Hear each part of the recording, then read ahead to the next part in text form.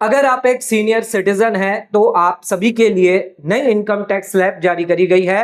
अब 17,13,000 रुपए तक की इनकम पर आपको कोई भी टैक्स नहीं देना है। सभी सीनियर सिटीजन, वरिष्ठ नागरिक जिनकी आयु 60 वर्ष या उससे ज्यादा है, उनको ये फायदा बेनिफिट दिया जाएगा। अगर आप एक पेंशनर है तो भी ये बेनिफिट आपको मिलना है। अगर आप एक नॉर्मल सीनियर सिटीजन है तो भी ये फायदा आपको दिया जाएगा। सरकार द्वारा फाइनेंशियल ईयर 25-26 यानी कि असेसमेंट ईयर 26-27 की अगर आप इनकम टैक्स रिटर्न फाइल करते हैं तो 17,13,000 रुपए पे 1 रुपया भी टैक्स आपको नहीं देना होगा। आज के इस वीडियो के अंदर हम डिस्कस करेंगे नए इनकम टैक्स स्लैब के बारे में जो सीनियर सिटीजन पर लागू है। 17 लाख तक का क्या फायदा, क्या बेनिफिट आपको दिया गया है, आज के इस वीडियो में कंप्लीट डिटेल के साथ आपको बताने वाले हैं। ध्यान रखिएगा, सीनियर सिटीजन को कई सारे फायदे बेनिफिट दिए जाते हैं और ये सभी फायदे बेनिफिट आज के इस वीडियो में हम कवर करने वाले हैं। इनकम टैक्स रिटर्न फाइल करने से पहले एक बार ये सभी फायदे बेनिफिट आप जरूर जान लें, अन्यथा आपको भारी नुकसान हो सकता है। इनकम टैक्स रिटर्न को लेकर बहुत ही इंपॉर्टेंट वीडियो है आज आप सभी का। अगर आपने अब तक चैनल को सब्सक्राइब नहीं किया है, लाइक नहीं किया है, तो जल्द से जल्द सब्सक्राइब करें, लाइक करें। आज का ये वीडियो है वो बहुत ही इंपॉर्टेंट है और जरूरी है और इस वीडियो को ज्यादा ज्यादा शेयर जरूर करें। आइए स्टार्ट करते हैं अपना आज के वीडियो को। बात करते हैं नई income tax slab senior citizen के लिए क्या होगी फाइनेंशियल ईयर 25-26 के अंदर। सबसे पहले बात करते हैं हमारी 25-26 के अंदर जो इनकम टैक्स स्लैब है। अच्छा, ये स्लैब जो है वो सभी के लिए, चाहे आप सीनियर सिटीजन हो, नॉन सीनियर सिटीजन हो, सभी के लिए ये एप्लीकेबल रहेगी। लेकिन हम जो है डिस्कस कर रहे हैं, आज के जो वीडियो डिस्कस कर रहे हैं वो सीनियर सिटीजन के पॉइंट ऑफ व्यू से डिस्कस करने वाले हैं। तो यहां पर नई इनकम टैक्स स्लैब जो सरकार द्वारा जारी करी गई है, 4 लाख तक, ध्यान रखिएगा, आपको कोई भी टैक्स नहीं लगेगा। जीरो टैक्स, टोटल भी टैक्स आपका जीरो रहेगा। यानी कि अगर आपकी 4 लाख तक की इनकम है तो आपको सरकार को कोई भी टैक्स नहीं देना है। अच्छा, एक और अच्छी बात है कि 4 लाख तक की इनकम पर आपको टैक्स तो नहीं देना, ना ही आपको कोई इनकम टैक्स रिटर्न भी भरना है। तो यहां पर आपको इनकम टैक्स रिटर्न भी नहीं भरना है। इसके बाद जो भी हम बात करेंगे, जहां पर आपको गैप जो दिखेगा वो 4-4 लाख का दिखेगा। तो सभी के अंदर, स्लैब के अंदर आपको 4-4 लाख का गैप जो है वो दिखने वाला है। ये अप टू 24 लाख तक रहेगा। तो 4 लाख से लेकर दूसरी जो स्लैब है हमारी 8 लाख तक रहेगी, जिसमें आपको 4 लाख का डिफरेंस मिलेगा। इस पर आपको 5% टैक्स लगेगा। अच्छा, अगर मैं इस पर टैक्स कैलकुलेट करूं तो 20,000 रुपए का टैक्स निकल कर आएगा। टोटल टैक्स आपका 20,000 का रहने वाला है। यानी अगर 8 लाख तक की इनकम है तो मैक्सिमम टैक्स आपका 20,000 का रहेगा। फिर 8 लाख 1 रुपए से लेकर 12 लाख की इनकम है जिनकी, उन्हें 4 लाख पर जो भी डिफरेंस है उस पर 10% टैक्स लगेगा, यानी कि 40,000 रुपए। तो पहले 20,000 रुपए आपको लगा, फिर 40,000 लगा, टोटल आपको टैक्स देना है 60,000 रुपए का। तो अगर किसी की 12 लाख की इनकम है तो हम उसे यह कह सकते हैं आपको 60,000 रुपए का टैक्स देना पड़ सकता है। 12 लाख से लेकर बात करें 16 लाख के बीच में, जिसमें 15% टैक्स रेट है, यह भी आपको 4 लाख के गैप पर लगेगा, डिफरेंस पे लगेगा। 60,000 का टैक्स निकल कर आता है। अच्छा, पिछला ऑलरेडी 60,000 का टैक्स है तो ये टोटल टैक्स आपका हो गया 1,20,000 रुपए का। नेक्स्ट 16 लाख से लेकर अगर आप 20 लाख की बात करें, यहां पर आपको 20% टैक्स रेट लगता है, ये भी आपको 4 लाख पर देना है। कहने का मतलब है 4-4 लाख पर आपका टैक्स रेट जो है वो लगता रहेगा। 80,000 का टैक्स होगा। कुल टोटल टैक्स अगर मैं करूं तो 2 लाख रुपए का टैक्स आपको 20 लाख तक की इनकम पर देना है। यानी कि लगभग आपको 10% टैक्स यहां पर देना पड़ रहा है। यानी 20 लाख के सामने आप सिर्फ 2 लाख रुपया टैक्स दे रहे हैं, यानी 10% टैक्स दे रहे हैं। 20 लाख से लेकर अगर 24 लाख तक की जिसकी इनकम है उसे 25% टैक्स रेट देना है। यानी यहां पर भी आपको 4 लाख पर 3 लाख रुपए का ही टैक्स, सॉरी 1 लाख रुपए का टैक्स बनेगा। टोटल कुल टैक्स आपका 3 लाख का हो जाएगा। यानी कि अगर किसी की 24 लाख की इनकम है तो उसे सिर्फ सरकार को 3 लाख रुपया टैक्स देना प्लस सेस देना होगा। अच्छा, 24 लाख से ऊपर अगर आपकी इनकम हुई तो उस केस में 30% टैक्स रेट आपको लग जाता है। अच्छा, एक सेक्शन है 87 है रिबेट, जिसके अंदर 60,000 रुपए का टैक्स आपका माफ होगा अगर आपकी नॉर्मल इनकम है। स्पेशल इनकम की बात नहीं कर रहे, यहां पर सिर्फ नॉर्मल इनकम की बात कर रहे हैं। 87 है रिबेट आपको मिल जाता है 12 लाख तक की इनकम पर। यानी ये जो पहले 3 स्लैब है जहां पर हमने 12 लाख तक की इनकम आपको बताई थी, 60,000 रुपए का ये जो टैक्स है ये आपका माफ होगा अगर आपकी 12 लाख तक की इनकम है। लेकिन अगर आपकी इनकम 12 लाख से क्रॉस हो जाती है, 12 लाख 16 लाख में आती है या 16 से 20 में या किसी भी स्लैब में आती है, तो इस केस में जो भी नॉर्मल स्लैब है वो आपको लग जाएगी और उस हिसाब से जो टैक्स बनेगा वो आपको रहेगा। यहां पर 12 लाख से क्रॉस होने के बाद 87 रिबेट आपको नहीं मिलेगा। अच्छा, एक नया कॉन्सेप्ट है मार्जिनल रिलीफ का। ये मार्जिनल रिलीफ सिर्फ आपको न्यू रिजीम में मिलेगी अगर आपकी 12 लाख से इनकम क्रॉस हो जाती है। मान लीजिए आपकी 12,10,000 रुपए की इनकम है। अच्छा, 12,10,000 आपकी यहां पर आएगी, 15% टैक्स रेट लगेगा, यानी कि 10,000 रुपया एक्स्ट्रा इनकम पर आपको 15%, 1,500 का टैक्स लगेगा। 1,500 आपको 10,000 पर लग रहा है और 12 लाख पर 60,000, टोटल कुल आपका जो टैक्स है वो 61,500 रुपया है। जबकि आपकी इनकम कितनी बड़ी, सिर्फ 10,000 रुपया। तो सरकार कहती है सिर्फ ये 10,000 का टैक्स हमें दे दीजिए, बाकी का 51,500 रुपया आपका मार्जिनल रिलीफ यानी माफ हो जाएगा। तो ये हमेशा ध्यान रखिए, 12 लाख से ऊपर इनकम क्रॉस हो गई तो इसका मतलब ये नहीं है कि पूरा का पूरा 60,000 टैक्स आपको देना पड़ेगा। मार्जिनल रिलीफ का कॉन्सेप्ट है, बेनिफिट उसमें आपको मिल जाता है। अब हम 3 तरह की इनकम लेते हैं। एक तो आपकी अगर पेंशन इनकम है, फिक्स डिपॉजिट इनकम है और रेंटल इनकम है। तो इस केस में क्या आपके लिए लिमिट होगी? अगर मान लीजिए आपकी पेंशन इनकम है, तो इस केस में अगर आपकी 12,75,000 तक की पेंशन इनकम है टोटल पूरे साल में, तो इस केस में 75,000 रुपए का आपको स्टैंडर्ड डिडक्शन मिल जाता है, जिसमें नेट इनकम आ जाती है 12 लाख। और अभी हमने आपको बताया था 12 लाख पर 60,000 का पूरा जो टैक्स बनेगा वो आपका रिबेट 87A के हिसाब से कम हो जाएगा। तो ये तो हमने बात करी अगर आपकी सिर्फ पेंशन इनकम है तो 12,75,000 रुपए तक की इनकम आपकी माफ रहने वाली है। अगर आपकी सिर्फ फिक्स डिपॉजिट सेविंग का ब्याज है और 12 लाख तक की इनकम है, यहां पर आपको स्टैंडर्ड डिडक्शन नहीं मिलेगा, तो आपका पूरा का पूरा रिबेट मिल जाएगा, ये भी माफ हो जाएगा। लेकिन जिसकी सिर्फ रेंटल इनकम है और 17,13,000 तक की इनकम है,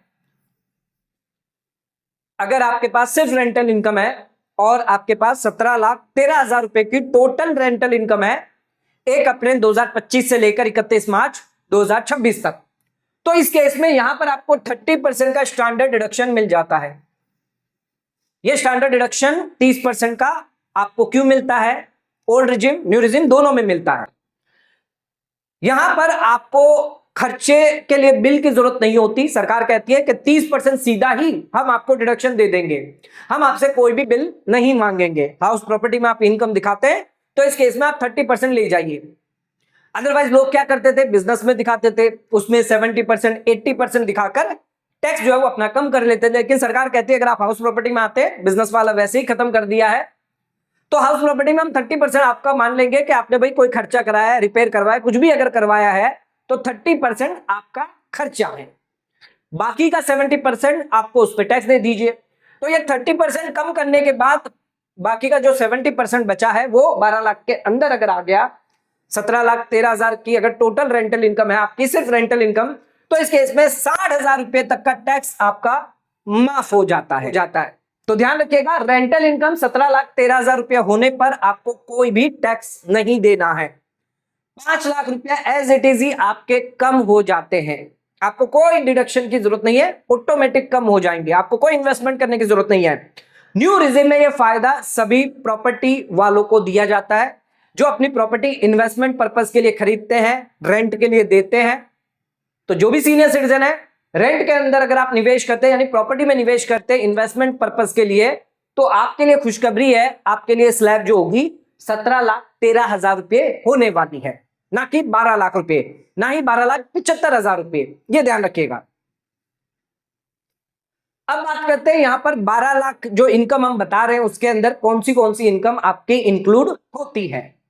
अगर आप पेंशन की बात करें, सैलरी इनकम की बात करें, तो ये आपकी 12 लाख के अंदर होगी, इसके अंदर रिबेट आपको मिल जाएगा, ये आपकी नॉर्मल इनकम में आती है। फिक्स डिपॉजिट इंटरेस्ट ये भी आपकी 12 लाख में इंक्लूड होगी, ये भी आपके 87A रिबेट में आ जाएगा। सेविंग का ब्याज आपको मिल रहा है, चाहे 1 बैंक हो, चाहे 10 बैंक हो, चाहे 100 बैंक हो, ये भी आपको 12 लाख में मिलेगा और इसका भी रिबेट आपको मिल जाएगा। यानी अगर ये 12 लाख के अंदर सभी इनकम होगी तो इसमें फायदा आपको मिलेगा, रिबेट आपको मिल जाएगा, 12 लाख के अंदर होनी चाहिए। रेंटल इनकम भी आपकी 12 लाख में आ जाती है, हालांकि हमने आपको बताया 17,13,000 रुपए तक आपकी रेंटल इनकम सिर्फ अगर होती है तो उस केस में आपको बेनिफिट मिलेगा। अच्छा, बाकी की इनकम अगर होगी तो उस केस में आपका जो स्लैब है वो कम हो सकता है, यहां पर भी आपको रिबेट जो है वो मिल जाता है। बिजनेस है, प्रोफेशन है, कमीशन इनकम भी ध्यान रखिएगा, इसका भी बेनिफिट आप 12 लाख के लिए ले सकते हैं, रिबेट इस पे भी आपको अलाउ होगा। फ्यूचर ऑप्शन हो गया, इंट्राडे हो गया, ट्रेडिंग हो गया, ये भी आपके बिजनेस में आते हैं। तो इस केस में भी आपको यहां पर नॉर्मल इनकम में आएगा, इसका फायदा आपको 12 लाख के अंदर मिलेगा, 87 रिबेट का फायदा मिल जाएगा। लेकिन अगर आपका short term capital gain, long term capital gain, winning income हुई, स्पेशल इनकम हुई, तो 12 लाख का फायदा आपको नहीं मिलेगा, ये ध्यान रखिएगा। स्पेशल इनकम पर कोई 12 लाख का फायदा नहीं मिलेगा। अच्छा, कई लोगों को डाउट होता है कि सर मेरी नॉर्मल इनकम जो है वो है 10 लाख रुपए और स्पेशल इनकम जो है वो है मेरी 5 लाख रुपए, तो टोटल इनकम मेरी 15 लाख हो गई। अब ये 12 लाख से क्रॉस हो गई, तो क्या मुझे रिबेट मिलेगा? यस, जरूर मिलेगा, क्योंकि हमें स्पेशल इनकम को कंसीडर कभी भी नहीं करना होता। उस पर जो भी टैक्स रेट है स्पेशल पे, वो टैक्स रेट आपको उसके हिसाब से टैक्स देना है, चाहे वो 12.5% हो, चाहे वो 20% हो। अब यहां पर आपकी नॉर्मल इनकम जो है वो 12 लाख से अंदर है, तो इस केस में आपको रिबेट 60,000 रुपए का पूरा मिलेगा। यानी 10 लाख पर जो भी टैक्स निकल कर आएगा, 60,000 तक का अगर टैक्स है अंदर होगा तो पूरा फायदा आपको मिलेगा, उस पर कोई टैक्स आपको नहीं देना है, सिर्फ स्पेशल इनकम पर आपको देना है। वहीं पर अगर आपकी नॉर्मल इनकम जो है वो 13 लाख होती, तो इस केस में कोई भी बेनिफिट आपको नहीं मिलता। तो नॉर्मल इनकम आपकी 12 लाख के अंदर होनी चाहिए। जो इनकम मैं बता रहा हूं वो सब नॉर्मल इनकम है, सिर्फ ये स्पेशल इनकम को छोड़ के। अगर आप प्रॉपर्टी बेच रहे हैं, शॉर्ट टर्म कैपिटल गेन हुआ है, म्यूचुअल फंड बेचा है, डेप्थ म्यूचुअल फंड, या डिविडेंड या अदर इंटरेस्ट इनकम है, तो इस केस में आपकी नॉर्मल इनकम में कंसिडर किया जाएगा। 12 लाख के अंदर आपको इसको कैलकुलेट करना है। अब बात करते हैं, यहां पर 12 लाख तक तो आपको रिबेट मिल जाता है, लेकिन इसके अलावा भी 12 लाख के ऊपर भी आपको कई सारे डिडक्शन एग्जम्पशन अलाउ किए जाते हैं। लगभग 28 से 29 डिडक्शंस हैं जो आपको न्यू रिजिम में अलाउ किए जाते हैं 12 लाख से ऊपर। यानी 12 लाख का जो मैटर है वो तो साइड में रख दीजिए, वो तो आपको मिलेगा ही मिलेगा।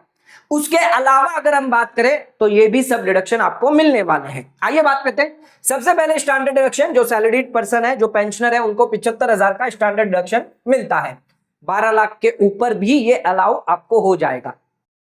रेंट स्टैंडर्ड डिडक्शन ऑलरेडी हमने आपको बता दिया, 30% स्टैंडर्ड डिडक्शन आपको मिल जाता है 12 लाख के ऊपर। अच्छा, अगर आपने होम लोन लिया है, होम लोन अगर आपने लिया है तो उसमें क्या फायदा मिलेगा? मान लीजिए आपकी टोटल रेंटल इनकम 20 लाख की है, इस पर 30% स्टैंडर्ड डिडक्शन दे दूं तो 6 लाख कम हो गया, तो ये हो गया आपका 14 लाख। अब आपने अगर सिर्फ 2 लाख रुपए का ही होम लोन का ब्याज भी क्यों ना दिया हो, तो आपको पूरा का पूरा 12 लाख तक की इनकम आ जाएगी और 12 लाख तक आपको 1 रुपए का भी टैक्स सरकार को नहीं देना है। तो जिन लोगों के पास इनकम और ज्यादा है, रेंट की 20 लाख तक है, तो वो प्लानिंग कर सकते हैं कोई एक घर जो आप होम लोन लेकर, उस पर अगर मिनिमम 20,000 रुपए भी महीना अगर आप ब्याज देते हैं तो उसका फायदा आपको मिलेगा, टैक्स आपका पूरा 0 हो जाएगा। कई लोग ऐसी प्लानिंग करते भी हैं। फैमिली पेंशन ध्यान रखिएगा, ये भी आपको ओवर मिलता है 1/3 या फिर 25,000 रुपए। मान लीजिए 1 लाख रुपए आपको मिल रहा है, इसका 1/3 हुआ आपका 33,000 या फिर आपका 25,000 रुपए, तो मैक्सिमम 25,000 रुपए मिल जाएगा। तो ये 25,000 जो है वो 12 लाख से ऊपर मिल रहा है आपको।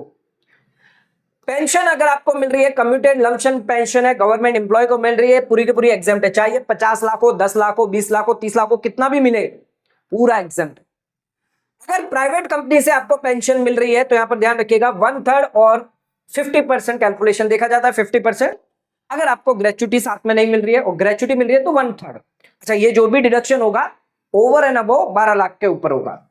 ग्रेचुटी, वीआरएस, लीव एनकेशमेंट, ये भी एक्स्ट्रा 20 लाख, 5 लाख और 25 लाख का फायदा आपको मिल जाता है।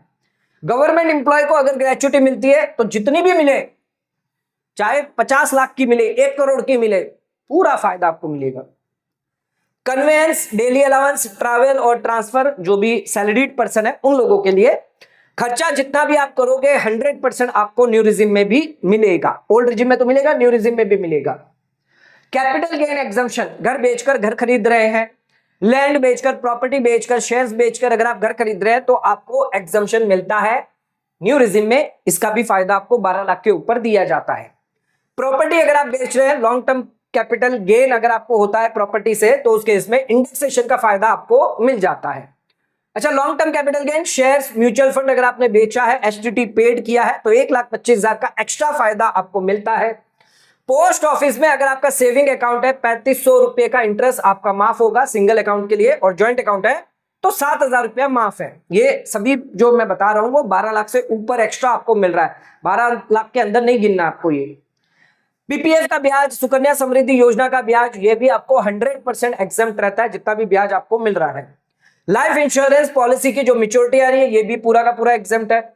एग्रीकल्चर इनकम पूरी की पूरी आपकी एग्जम्प्ट है। 12 लाख में कैलकुलेट मत करिएगा इसको आप। गिफ्ट आपको मिला है रिलेटिव से, पूरा का पूरा आपके लिए एग्जम्प्ट है, चाहे 5 लाख मिला है, 10 लाख मिला है, 20 लाख मिला है, कितना भी मिला है, कोई रिस्ट्रिक्शन नहीं है। हाँ, नॉन रिलेटिव से अगर मिला है, सभी नॉन रिलेटिव को मिलाकर पूरे साल में 50,000 तक आपका एग्जम्प्ट रहेगा। 50,000 से 1 रुपया भी बढ़ गया, पूरे पे टैक्सेबल टैक्स देना आपको पड़ जाएगा। 80CCD2 सैलरीड पर्सन के लिए अगर आपका एम्प्लॉयर एनपीएस के अंदर कंट्रीब्यूशन करता है तो 14% ऑफ सैलरी और डीए का बेनिफिट आपको मिल जाता है। यानी 14% जितनी आपकी सैलरी डीए जो है वो कम हो जाती है, जो भी कैलकुलेशन निकल कर आता है, तो ये भी फायदा आपको ओवर एंड अबव दिया जाता है। डेप्रिसिएशन का भी फायदा मिलता है, जो भी आपका प्रॉफिट होता है उसमें से 10%, 15%, 40% जो भी डेप्रिसिएशन रेट होता है उसका खर्चे का बेनिफिट मिल जाता है, एडिशनल डेप्रिसिएशन का नहीं मिलता।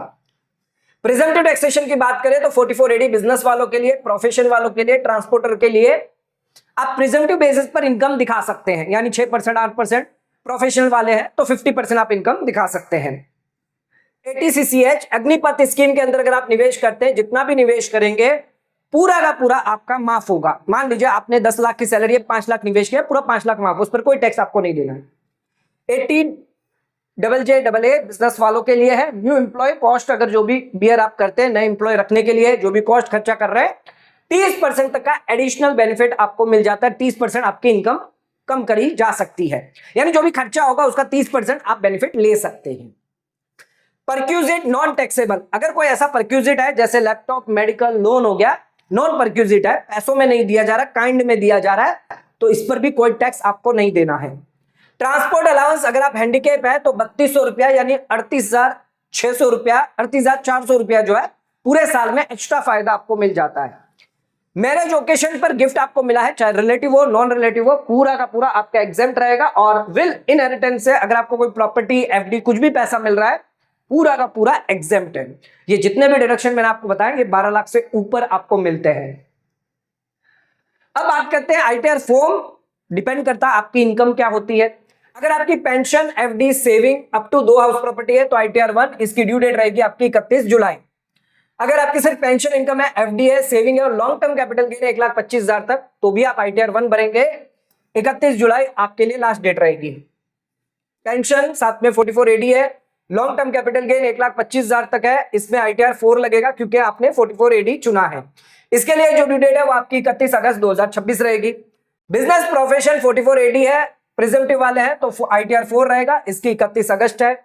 अच्छा, एफ&ओ, इंट्राडे जिनकी है, एफडी है, इंटरेस्ट है, सेविंग का ब्याज, पोस्ट ऑफिस का ब्याज, जो भी है, इसके लिए आपको आईटीआर 3 में जाना है। जब भी इंट्राडे आता है, एफ&ओ आता है तो आईटीआर 3 एप्लीकेबल होती है और 31 अगस्त आपकी ड्यू डेट है। Short term capital gain, long term capital gain 1,25,000 तक, एफडी, सेविंग जो है वो आईटीआर 2 के लिए एप्लीकेबल रहेगा, 31 जुलाई इसके लिए ड्यू डेट आपकी रहेगी। अच्छा, कमीशन ब्रोकरेज इनकम, कई लोग, ज्यादातर जो लोग हैं वो गड़बड़ करते हैं, आईटीआर 4 भर देते प्रिजम्प्टिव में, ऐसा नहीं है। कमीशन ब्रोकरेज इनकम हमेशा आपको बुक्स मेंटेन में ही देना है। आईटीआर 3 इसके लिए एप्लीकेबल होती है, आईटीआर 4 नहीं होती है। कई लोग यहां पर गलतियां करते हैं। 31 अगस्त आपकी ड्यू डेट रहेगी। Short term capital gain, long term capital gain, एफ&ओ, इंट्राडे है, आईटीआर 3 एप्लीकेबल रहेगा, 31 अगस्त रहेगी। और एफ&ओ ट्रेडिंग या 44AD के अंदर अगर आप एफ&ओ दिखाते हैं तो उस केस में आप आईटीआर 4 भर सकते हैं। 31 अगस्त 2026 आपके लिए ड्यू डेट रहेगी। तो इनकम पे डिपेंड करता है आपका आईटीआर फॉर्म क्या होगा और उस पर डिपेंड करेगा आपकी ड्यू डेट क्या होगी। अच्छा, एक्सपीरियंस के हिसाब से हमें आईटीआर भरने से पहले क्या क्या चीजें चेक करनी चाहिए वो सारी डिटेल मैंने लिख दी है, तो एक बार इन सब चीजों को जरूर आप चेक करें, उसके बाद ही अपनी आईटीआर भरें। सबसे पहले फॉर्म 16 चेक करिएगा, सैलरी पेंशन जो है। फॉर्म 26 एएस भी चेक करें, एआईएस टीआईएस भी चेक करें, ये हम चेक जरूर करते हैं, इसके बिना आईटीआर फाइल नहीं किया जाता। ऑनलाइन फॉर्म या इनकम टैक्स पोर्टल पर जाकर आप जो है चेक कर सकते हैं।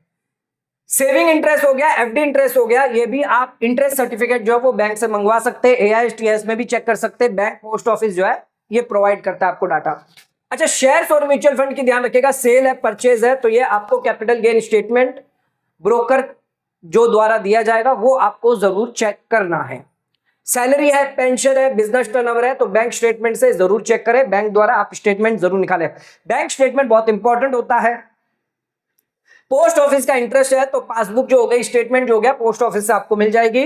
रेंट इनकम है तो रेंट एग्रीमेंट चेक कर ले, बैंक स्टेटमेंट चेक कर ले, बैंक से मिल जाएगा। होम लोन इंटरेस्ट है तो ये इंटरेस्ट सर्टिफिकेट बैंक से मांग ले, रिपेमेंट शेड्यूल मांग ले, तो उससे वो बैंक से आपको मांग सकते हैं। गिफ्ट अगर आपको मिला है, गिफ्ट डीड होनी चाहिए, बैंक स्टेटमेंट है जहां पर आपने बैंक से ट्रांजेक्शन किया है, तो ये सारे डॉक्यूमेंट आप एक बार चेक कर ले। जिसके बाद आपके जो डॉक्यूमेंट है उसके हिसाब से आपकी जो भी इनकम बनती है वो आईटीआर में दिखाएंगे, तो आपको कभी भी कोई दिक्कत नहीं आएगी। बिना डॉक्यूमेंट देखे कई लोग आईटीआर सीधे डायरेक्टली फाइल कर देते एआईएसटीएस के बेसिस पर, जबकि कई सारी इनकम आपकी एआईएसटीएस में नहीं आती, जैसे एफएनडो की नहीं आती, इंट्रा डे की नहीं आती, कई बार पोस्ट ऑफिस यहां पर ब्याज जो है वो रिपोर्ट नहीं करता, और कई बार शेयर्स में भी कई सारी डिटेल रिपोर्ट प्रॉपर नहीं हो पाती है। तो ये आपको डिटेल चेक करनी है। और एक चीज इंपॉर्टेंट है, हमेशा बैंक स्टेटमेंट जरूर चेक करें। बिना बैंक स्टेटमेंट चेक करे आप आईटीआर ना भरें, अगर आप भरेंगे तो उसके इसमें दिक्कत आपको ही हो सकती है। आज का वीडियो अगर आपको पसंद आया तो वीडियो को लाइक शेयर सब्सक्राइब करना ना भूलें, वीडियो को ज्यादा से ज्यादा शेयर करें ताकि और लोगों तक इसकी नॉलेज पहुंच सके। आज का वीडियो समाप्त करते हैं, धन्यवाद।